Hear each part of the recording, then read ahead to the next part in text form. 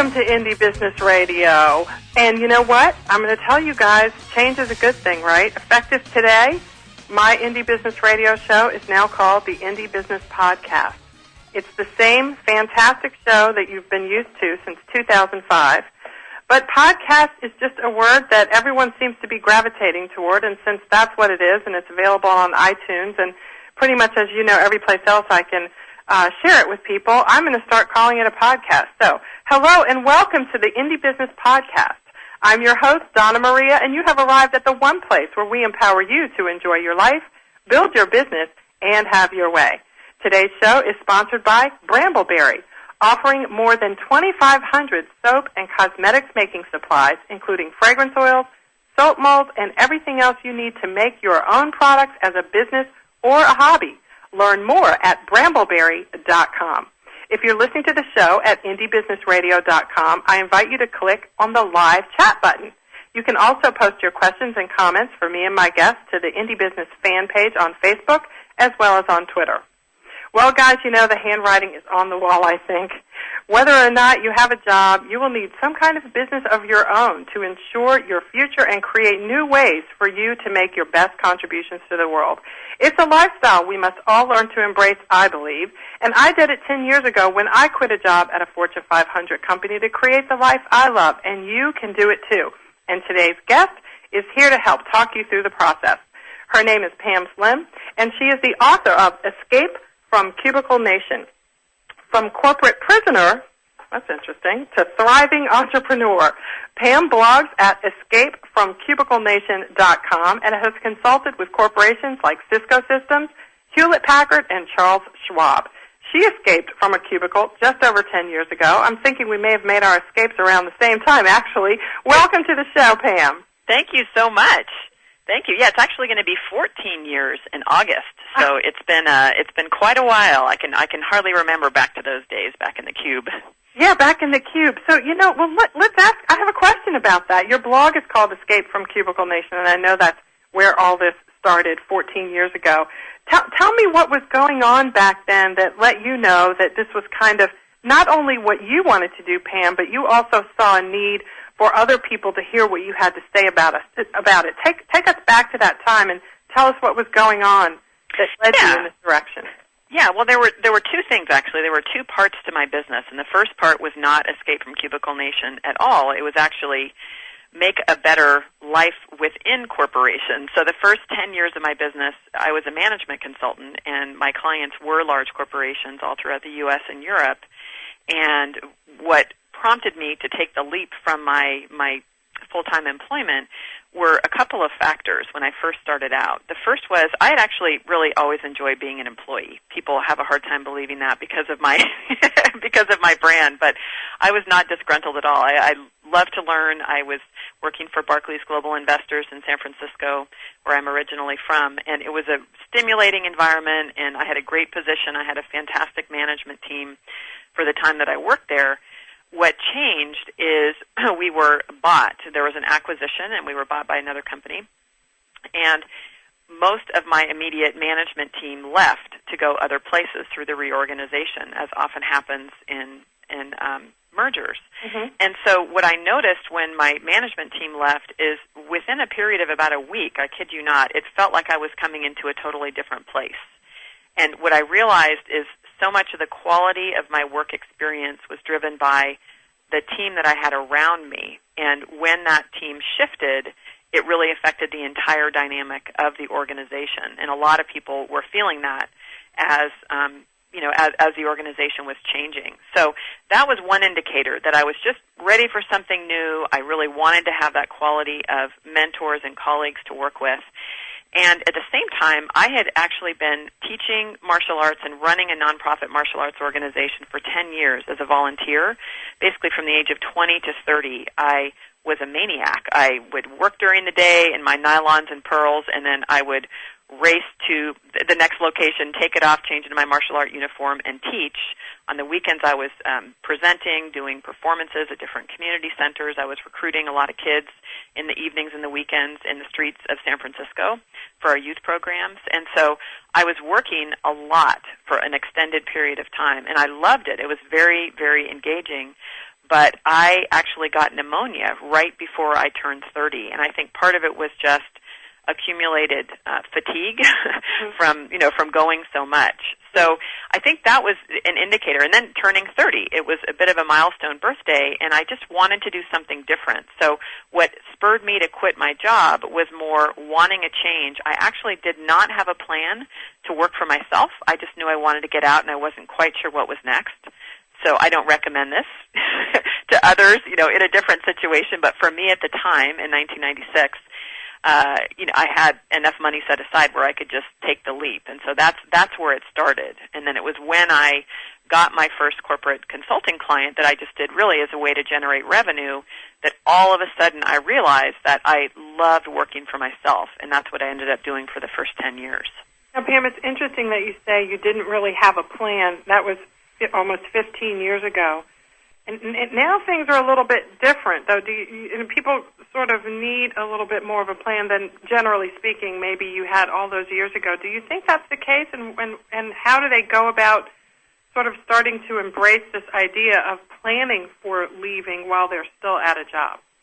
I think it's critical. I actually think it's critical at any time. The one way that I look at it is that individuals really have a very different tolerance for risk. And so there's never any one rule that I find that works for everybody. In general, my approach and advice to people is to work your side hustle, if you are interested in starting a business, to do it on the side of your full-time gig as an employee so that you really work out the kinks, you begin to build your market, you begin to build your brand, you get paying customers so that when you make your leap, you already have a business to step into that has a track record selling real things to real people. That, to me, as a coach, makes me feel like people are mitigating their risk well. Now, the exception to that is where there are people who sometimes come to me and they're so stressed, their day job is so overwhelming that they truly do not have the time in order to be doing their side hustle. And so from that perspective, I encourage them to have a really beefed up pocketbook to really save a lot of money if they are going to take some time for exploration where they really can make sure that they're not going to have to worry about expenses, and that they also have a really strong network and they have options for what might be other forms of employment if they end up not identifying the particular thing they want to do as an entrepreneur. But I always see it as mitigating risk, and the best way that I can think of to mitigate risk is not just by having a big fat business plan on paper, but by having a track record of actually building a market, engaging with real people before you leap. So, and social media, I would imagine, helps with that, you think? Social media is fantastic with that. That is one advantage that we have now that I certainly didn't have when I started, is you can begin to build relationships and really amplify and extend the relationships that you already have as you're building your market. I know for some people, when they are still employed as an employee, they can't necessarily come straight out and say they're working on their side hustle because in some cases they're not ready to share that yet with their employer. And so you have to be a little bit careful, but you can, for example, I've seen this with many, many people, you can begin to share your perspective on your area of expertise, or you could really make sure that you are really connecting with all your friends. I know in your business where you do a lot of actual products, physical products, that it's wonderful where you really can make sure that those people that you know in your life you are connected with on social media. And you really, I just connected with somebody yesterday that I have not seen in 30 years. Her and I were friends back in grammar school. And, you never know in what ways that she might be a friend, of course, which we can connect up, but she also might be a potential client, or maybe she knows other people that are in a situation where they might need some coaching. And so even if you're not directly coming out and talking about your business, what social media does is it just amplifies and really highlights your network where you can reconnect with people, build that good personal relationship, and so when you're ready to begin to get out and talk about what you're doing on the business side, people will be interested. Pam, I know you have your fingers on the pulse of what people are talking about now. What are people saying who are in a cubicle, or whatever you want to call it? They have, even if it's a big corner office type of a cubicle. What are people saying about working at a job that pays well, that has great benefits, the ones that are left, and there are some that do, that have really good perks, nice people, you work with nice people, but they're just not happy. What are they saying is causing that? What are people feeling? What's the pulse of what's going on out there right now with these people who are unhappy but can't quite put their finger on it?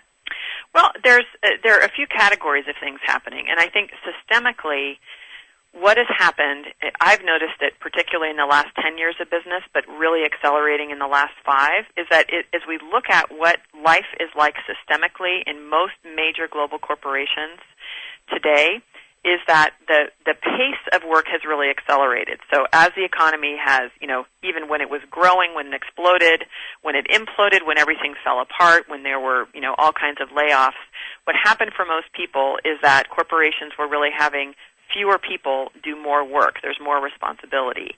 So a lot of people are feeling stretched by just doing a lot more than they might have typically done before in their corporate job. The other thing is that there is an extremely rapid pace of change driven by the market. It's really not, I don't think it's the fault of corporations. A lot of people get really upset when they're constantly having reorganizations and their plans are changing within a corporation. But if you look at how they need to engage in today's economy, they have to be changing. That's the nature of the way that companies have to respond. What happens to people inside is that they never really get a chance to get in their groove because they maybe just get their role or they're just working on a particular campaign, for example, for maybe, a marketing campaign or something like that. And before they're able to complete it or really see the impact, everything changes because changes have to happen within a corporation. Profits are really driven on a quarter-by-quarter basis. That's what the board of directors are holding, people accountable for, the directors of the company. And so there is a very short-term focus. And a lot of people never really feel the impact of the work that they're doing. They're just a few layers removed. So in general, I think there are some systemic issues that are going on that make it difficult. And the fascinating thing for me is that I get emails from all over the world, every continent, from Oman and Kenya and Indonesia and Brazil. And what's fascinating to me is people that are working for large global corporations say the same thing. They really express the same kind of things that are going on inside their company, which to me is what leads me to know that there are just some systemic things about global corporations. So that's one factor that I think is different today that can make it difficult for a lot of people.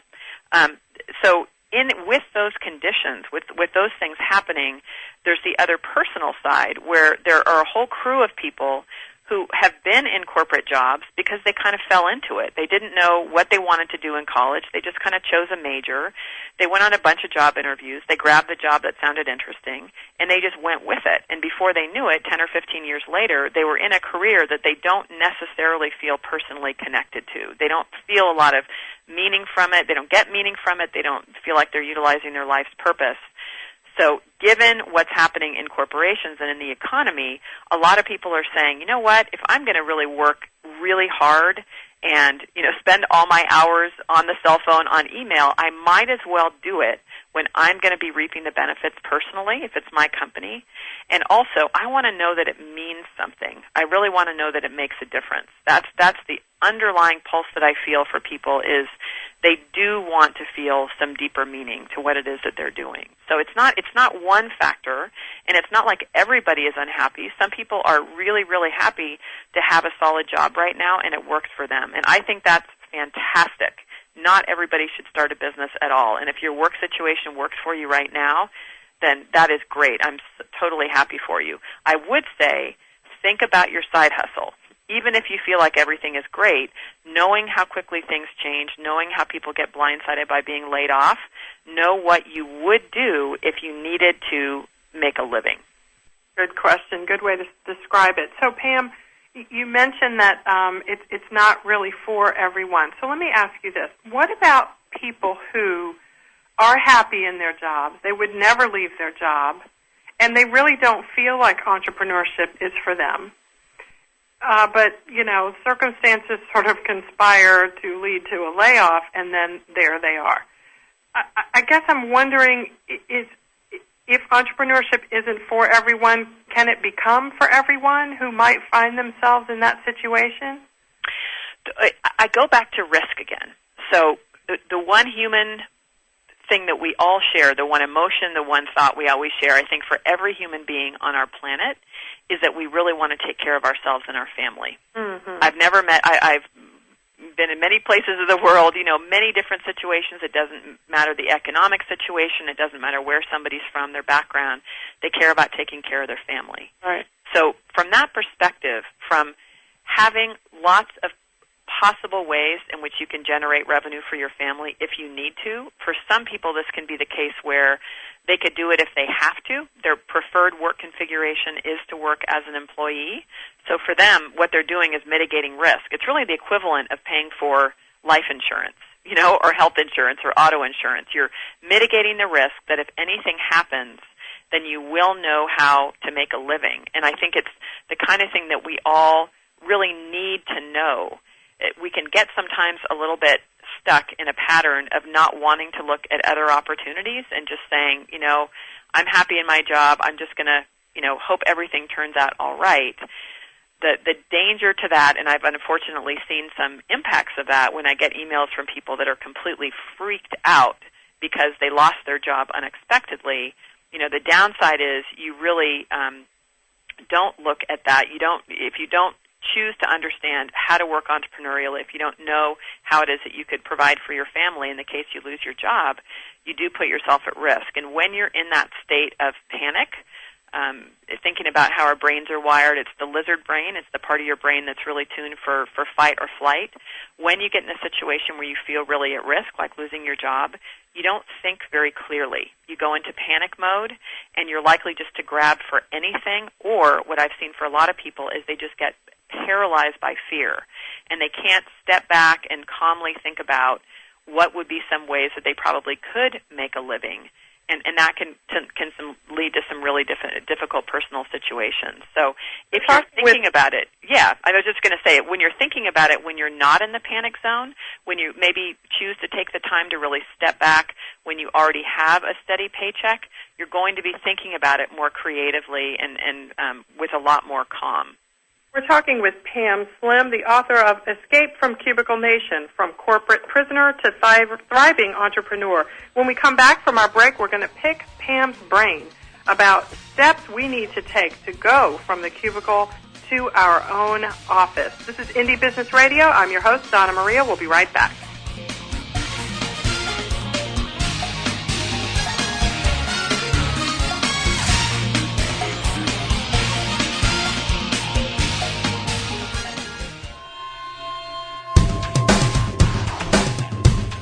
Why is everyone listening to GlobalTalkRadio.com?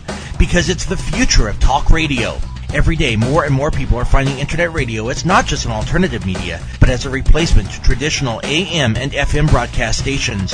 Internet radio offers a wider variety of programs, convenient on-demand listening that meets your schedule, and fewer commercial interruptions. And GlobalTalkRadio.com is already leading the way by matching this content with a highly targeted Internet audience. GlobalTalkRadio.com offers its listeners one of the widest programming varieties on the Internet, from business and finance to self-improvement, paranormal, health, literature, romance, politics, and more.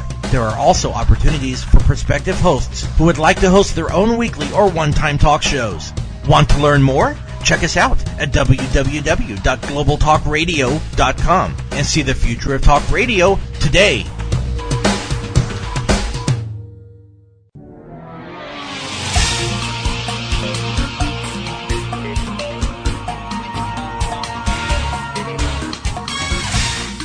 Welcome back to Indie Business Radio. We're talking with Pam Slim, author of Escape from Cubicle Nation. And if you don't know where to find Pam, I invite you to go to Twitter and check her out at pamslim.com. How easy is that? And also at her blog at escapefromcubiclenation.com. Pam, okay, so I have a job. I like my job. But you know what? I'm going to heed your advice and start figuring out what I might do if I end up losing my job. What do I do first? Okay, well, what might be helpful is a framework for how you work through a process. And this is one that I got from my friend Martha Beck, who I did some training with as a coach. And she talks about 4 stages of change that you go through that are really helpful for thinking through the entrepreneurial process. So the first square is called Square One, where you're really just deciding to make that change. You decide that you're not just going to have your full-time job and you're going to look for some side hustles to do. So often there's a little bit of shift of identity at that time. You might feel a little bit, spaced out. You might feel a little bit awkward. You're trying things new. The best thing to do in the beginning is to tune into yourself and really notice what lights you up. What do you enjoy? How can you have fun? And this can be things that have nothing to do with the potential business that you're going to do in the future. What you're doing is you're really waking up your muse. And for some people, it might be resting. For other people, it's going to an art museum. So you really want to be engaging with your muse, which for many people in corporate jobs has really been squashed over the years. Now, the second stage is dreaming and scheming, and this is where you want to think about 153 ways that you could potentially start a business. Go crazy. Walk into a bookstore, for example, and just notice what kind of, categories that you gravitate towards, what interests you. It's a great time to keep a journal, to keep notes, to be bookmarking things that seem interesting to you. And what you're wanting to do in this stage is just imagine a bunch of different things that would be of interest to you. When you start to get into the third stage, Square 3, is the Hero Saga. That's where you're going to begin to take and specifically test a couple of the ideas. So thinking about folks that are in your community that are doing things like creating products, it's where you would actually begin to create a tiny little line, right? Maybe you want to make perfume, and so you focus on one particular kind that you would try, where you'd bring it all the way from idea into production. You create the labels, you'd create a very small website, maybe you would introduce it just to your family and friends. But that's bringing it into reality, out of the conceptual part of just thinking about what would be cool ideas and bringing it into reality. And you'd want to do that with a couple of the specific ideas that hold high interest for you and that also would potentially have a good market. So after you've gone through the testing and trying, it's where you're really going to focus on one particular thing that sounds like it would be your full-time kind of business. You bring that into the last phase, Square 4, which is the promised land, which is where you really do work it. You build your market, you sell it, you increase your business, and it often becomes the full-time viable, kind of business that you have. So what I find is often a mistake for people is they go from being in their corporate job and they just think, what's the quickest way that I can make money? And they might jump into something that doesn't necessarily light them up, or they might not test enough ideas to really get a sense of what's of interest to them. So I encourage you to explore the process a little bit and make sure that it's really something that you truly do enjoy. And that could take a little bit of time to find out. Well, and speaking of time, Pam, what should we kind of look for? I mean, I know it's different for everyone, but I do run into a lot of people. I've been the president of IBN for 10 years, and there are some people that are coming back, 5, 6, 7 years later, still starting. What are you seeing as a general time frame to give ourselves, just so we have like a touchstone to sort of gauge by?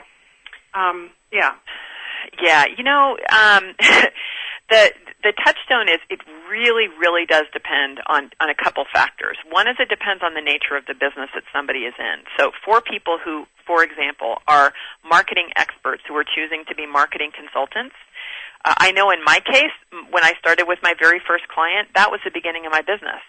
I didn't have a business. I had one the next day, and it was viable for the next 10 years. Right? That's the case where I already have a network and I have something that it doesn't take me a long time to create, and maybe having the kind of business as a consultant where you could really work with referrals. That's very, very different than somebody who might be trying something totally new or building a product line or creating some kind of a software product where there's a lot of time and development required. So you really want to think through what is the kind of business that you're starting. I like to connect with a number of people who have done a similar thing really well. My first piece of advice to people who are trying to do something new is find the smartest people you know that have already done it and learn from them about what that experience was. What, in their words, are the kind of stages that you need to go through in order to build it up. What I've seen from many clients that are, working on businesses, the first year when they're working on the side hustle, usually the first year are really, where they're just working out the kinks, working over their own fears, figuring out their business model, and it really can take a while to get going. The proof you're going to see is where you actually begin to see specific sales. And this can be a little tricky because some people amass really big, social media followings. They have millions of Facebook, fans and Twitter followers, but that doesn't necessarily mean that they have a viable market. They have paying clients. And I guess to address the second part of your question, for people that have maybe been doing their side hustle for a whole number of years and they're still not seeing results, I think you need to look at your business model. It's probably a business model issue. What I mean by that is either you're not targeting the right market, you have not clearly defined what is the value of what it is that you're selling, maybe you're selling the wrong thing into your market, or maybe you're trying to sell into a market that is not deep enough for you to have a viable business. So for somebody that's been doing it for a long time and has had really flat results, I would go directly to the business model. And then do you also have to figure in where you might fit in? In other words, it may be a really good business model, but because you're so stretched at your job, you just really even haven't had a chance to get to it. So do you need to kind of look at both or maybe consider, where you might be able to do things a little differently? Yeah, I mean, I think it's, the key for people to maintain a good rhythm and also to be strategic about their business, and this is a case really for people even that are full-time employees or if they're full-time entrepreneurs, it's really easy to fall in the trap of just working all the time. And Michael Gerber, who wrote the E-Myth, in his terms, it's working in your business versus working on your business. And there's a really critical distinction. If you're only just delivering, where every spare minute you have to work on your business, you're fulfilling orders or you're coaching people or, doing consulting projects, whatever your side hustle is, you are not really taking the time to step back and evaluate what's going on and make tweaks. And often people have a lot of potential where they really could be growing in a much more profitable direction, but because they're not taking the time to really step back and look at the big picture, it never happens. They just end up staying, at one stage, or they end up always having to keep their full-time business. So you need to build into the process times to step back and really look at what you're doing. Am I focusing on the right areas? Am I doing the right thing? I'm a huge, huge advocate of not doing it by yourself. I think the more you surround yourself with really smart people that are working on maybe similar businesses or they could even be different businesses, but they're really smart entrepreneurs. If you can get, for example, into a mastermind group with people where you have some accountability for coming to people who are going to be questioning you in a really compassionate way, about what you're working on, who are pushing you to think differently, those are ways that you can make sure that you don't get stuck in a rut. Good advice. We're talking with Pam Slim, author of Escape from Cubicle Nation. Pam, how do we deal with fear? Is that a big enough question for you? Oh, excellent. I'm sure I can answer it in the 3 minutes before our next break. Yeah, well, I think there's a couple of important things to think about fear. The first is I think fear is our ally. Fear is actually there to protect us from harm. It goes back to the lizard brain that I was talking about earlier. The function of the lizard brain is to make sure that nobody attacks us and we can run if we are to be attacked. That's its function. And it's metaphorical when you think about the kind of attacks that we imagine as we're scared about starting a business. Often it hits with Napoleon Hill's greatest fears, fear of poverty is a huge one, people not wanting to live in a van down by the river, fear of ridicule. A lot of people are afraid that everybody's going to think they're crazy or foolish or not smart enough.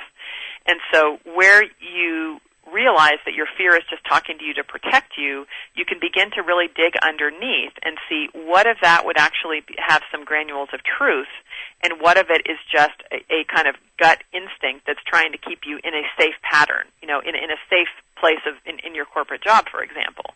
So the way that I like to work through it is just to begin to engage your fear in a little bit of dialogue. If you have that kind of thought, oh my God, I'm going to live in a van down by the river, begin to dig in. Well, why is it that you have that fear?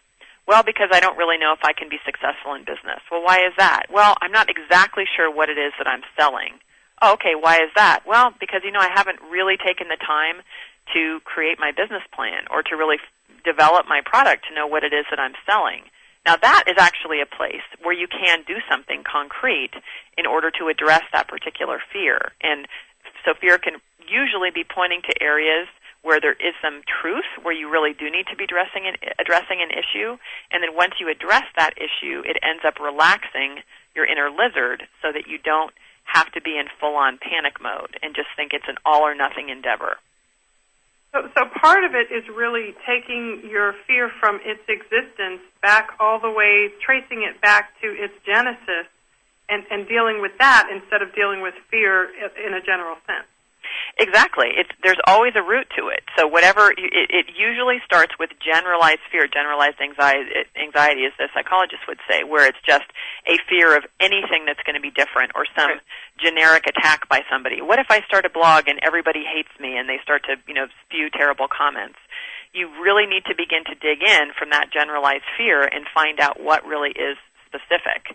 But I find it's a very significant shift mentally and emotionally if your thought is, this fear is actually trying to protect me, as opposed to, I need to blast through it, or what's wrong with me? Why aren't I not strong like everybody else? Why am I so afraid? And you put yourself in a position of weakness and intimidation, which is really not true. If you think, hey, my fear is trying to protect me, how can I work with it in order to find out how am I truly at risk and how am I not? That's really where the good stuff and the true things that you need to focus on come out.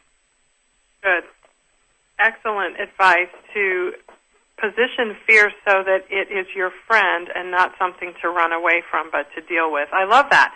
This is really good stuff coming from Pam Slim, author of Escape from Cubicle Nation, From Corporate Prisoner to Thriving Entrepreneur. We're going to take a break and come back and ask Pam to give us some examples of people that she's worked with who have escaped successfully from Cubicle Nation and are now managing successful, thriving businesses. That's right when we come back. Don't touch that mouse.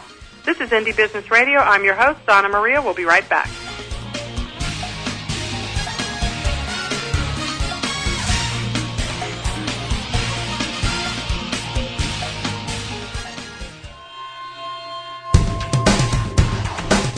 Want to stay on top of what's new in the radio industry? Sign up for a free subscription to the Future of Talk Radio, available exclusively to listeners of globaltalkradio.com, and find out what's new in the world of online radio. Listeners can find out about new shows and special guests. People with something special to offer can find out how to become a guest and how to prepare for an interview. And prospective hosts will find a valuable resource for everything from planning the new program to selecting topics and guests, recouping expenses by selling advertising, and more. Sign up today for your free subscription to the Future of Talk Radio by visiting www.globaltalkradio.com and learn about the future of talk radio today.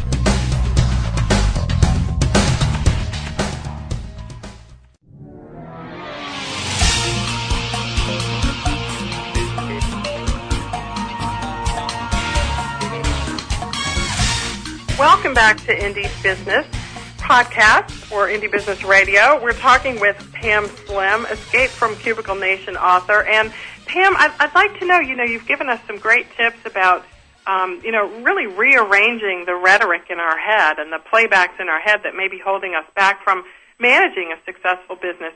I'd like to know if you could share an example of someone who has escaped from the cubicle and used some of the tips and some of the things you're sharing with us to do that. Yeah, well, I have a whole bunch of them. It's been one of the funnest parts of what I do is actually working with people through this transition. So a couple of different kinds of examples.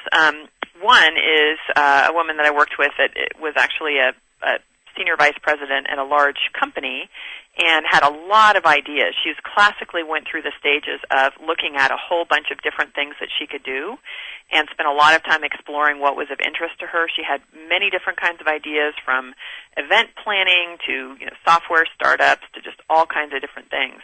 And working through the process with her, she ended up really narrowing down into a specific product, which ended up having some relation to the role that she was in a large corporation, where she's actually creating a product. It's kind of a combination of a software product and a service that will allow her to really leverage some of the contacts that she has within the entertainment and technology industries. Mm-hmm. And she's just on fire. I mean, as she really began to narrow down by doing a lot of testing and different ideas and find one that had viability, she's had amazing success with actually lining up angel investors and getting a lot of early support from people that she will be selling her product to. She just flew down to Argentina to kick off to work with some developers, and she's getting the prototypes of her product up and running.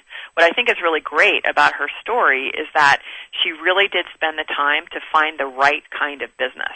And we worked together, over a period of months in order for her to really explore it. And she didn't put herself in a huge rush to just jump into anything. And I think that's part of the reason why she's being wildly successful with her endeavor right now.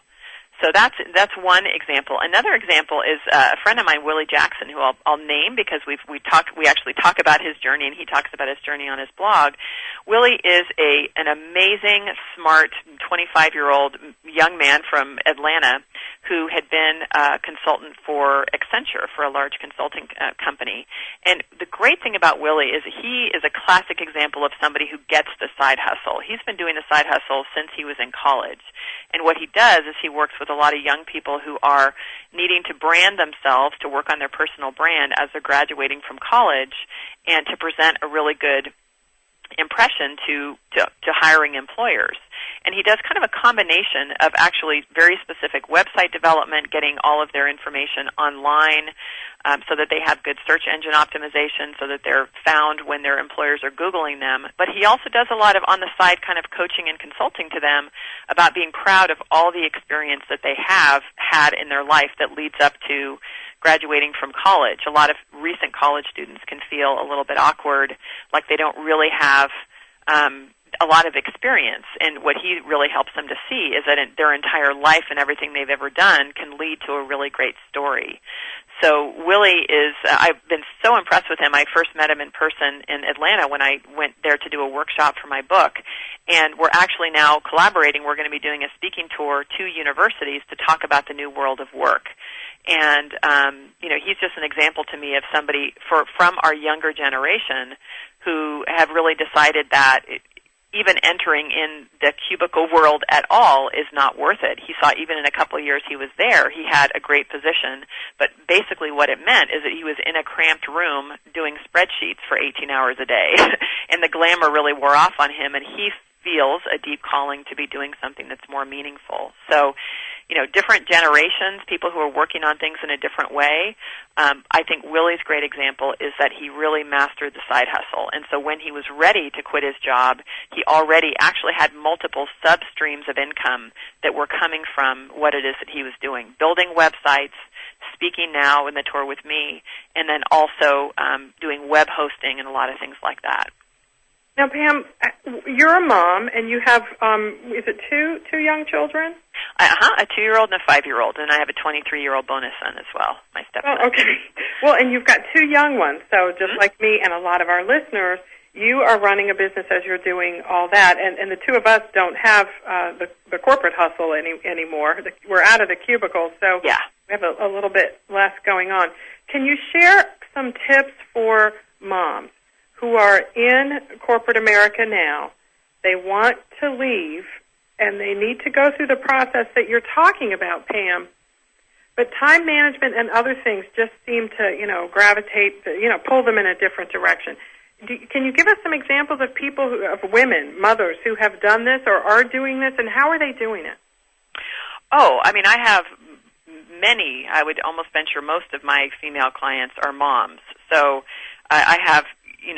I work with them all the time. And I find, if I may, to my fellow sisters who are mothers, I say this with great respect and speaking to myself as well. But I think sometimes we can be really lousy with our boundaries and get into the mindset that we have a full-time job. It's our responsibility to really be the full-time, to-do list manager of the family, the full-time nurturer, the full-time housekeeper, taking on a huge amount of roles where we really consider that that's just the way that it is. When you're a mom, when you're a wife, when you're an employee, there's certain things that you really have to do. And I am all for being the best mom that you can be, best wife, best employee you can be. That said, there often are areas in which you really can set some boundaries and create some negotiation with your partner, if you are a partner.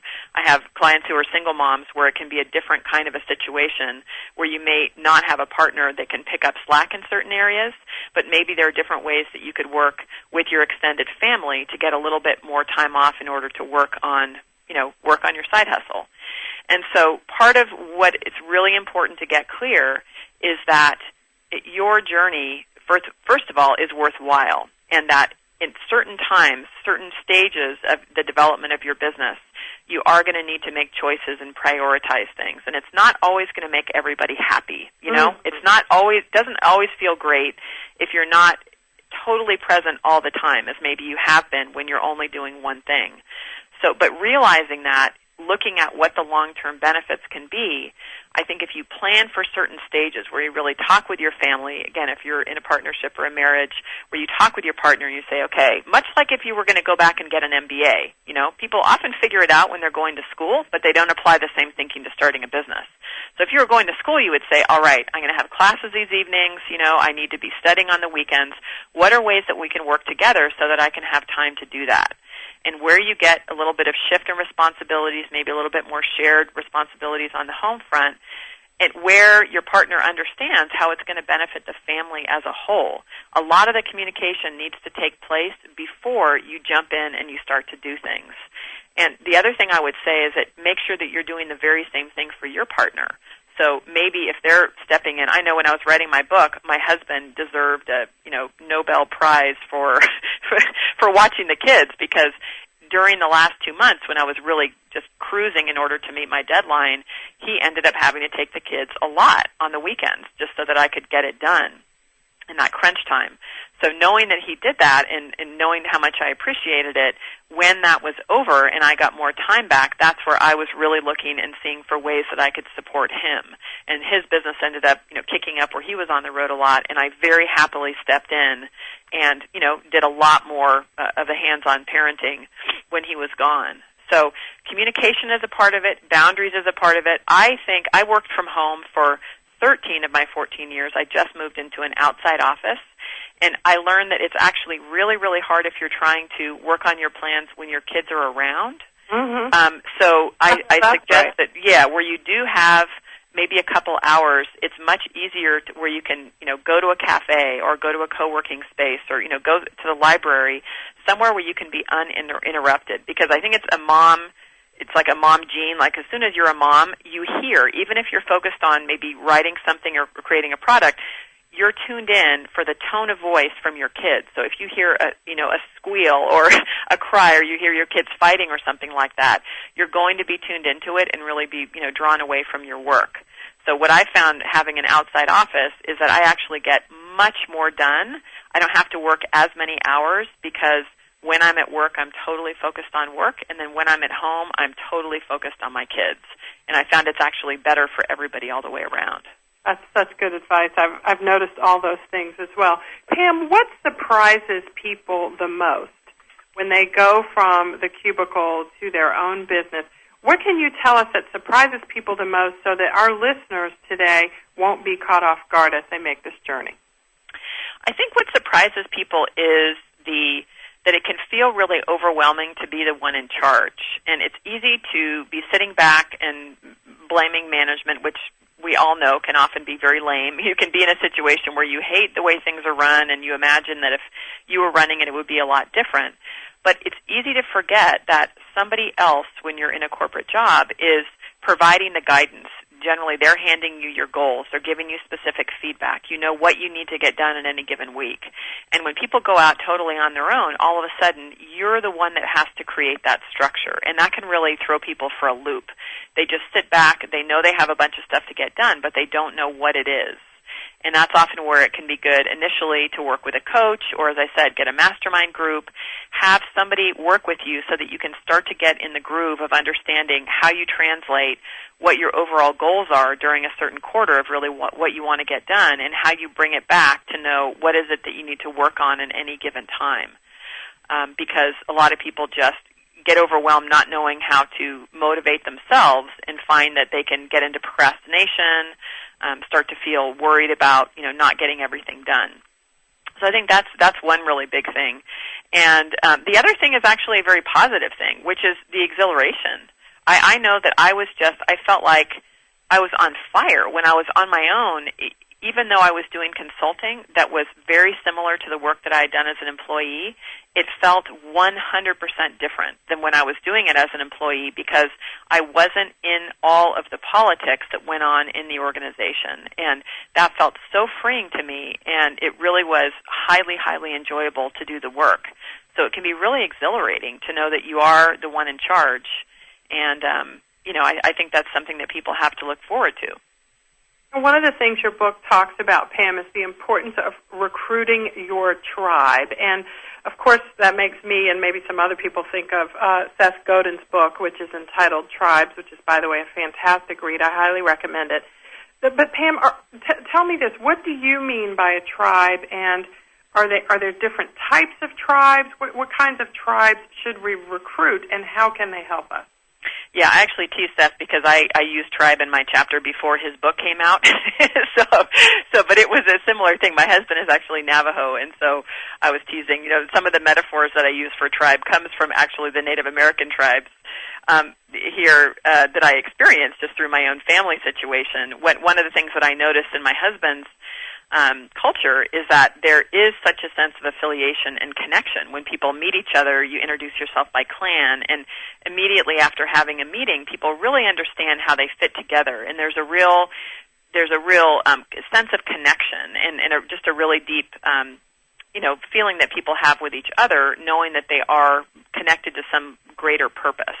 And that's the kind of feeling that I really like people to have when they're going through the process from being an employee to an entrepreneur. Is you want to feel like you are part of something. And most people feel extremely alone if they are maybe the only one in their family that's considering leaving a job, if they are the only one within their social circle, within their neighborhood that's doing it.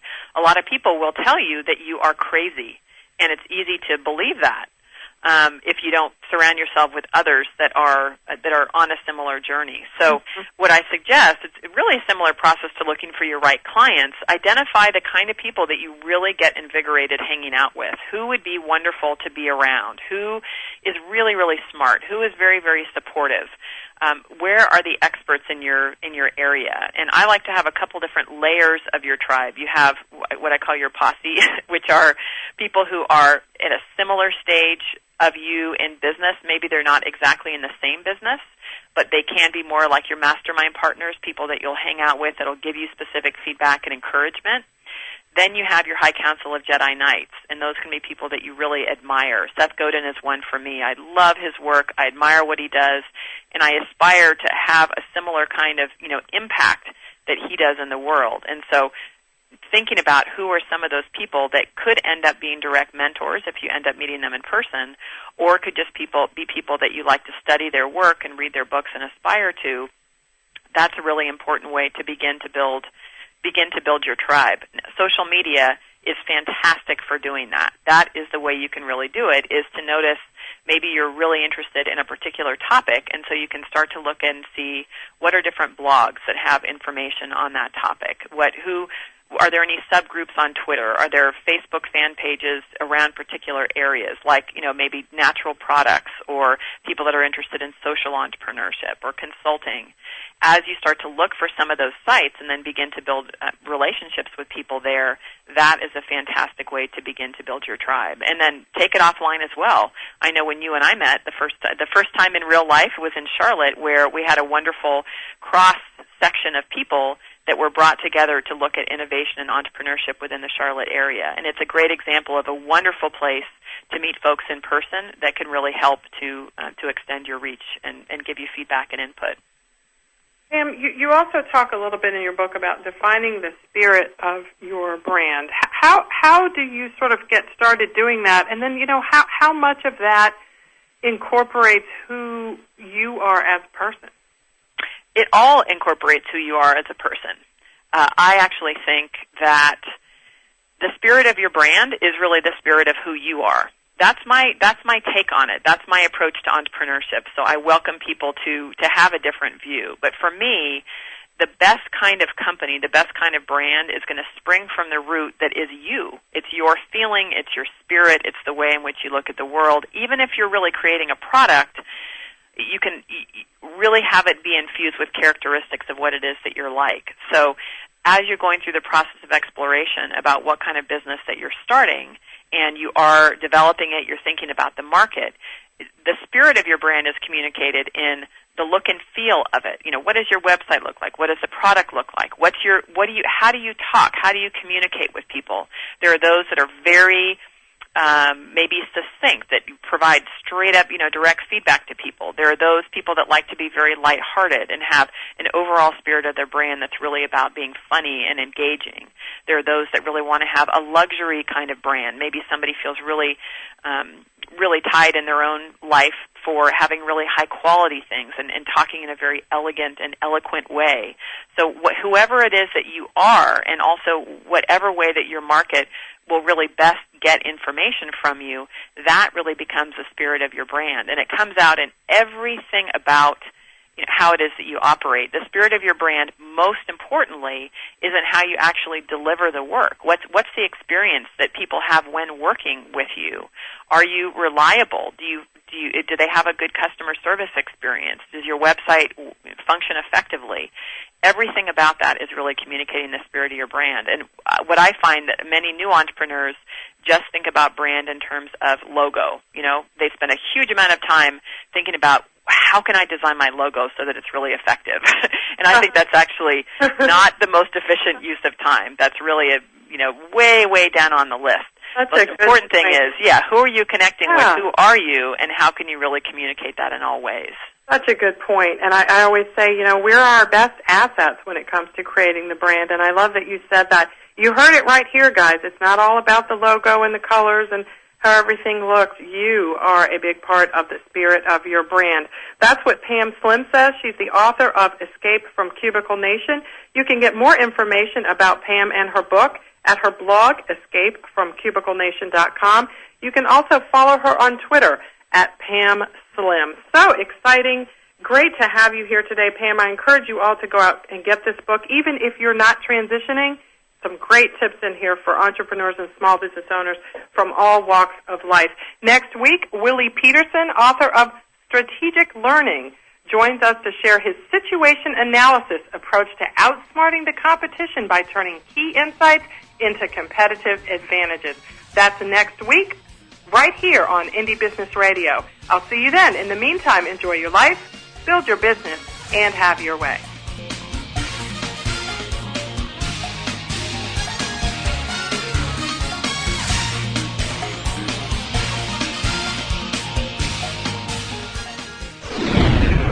You're listening to GlobalTalkRadio.com.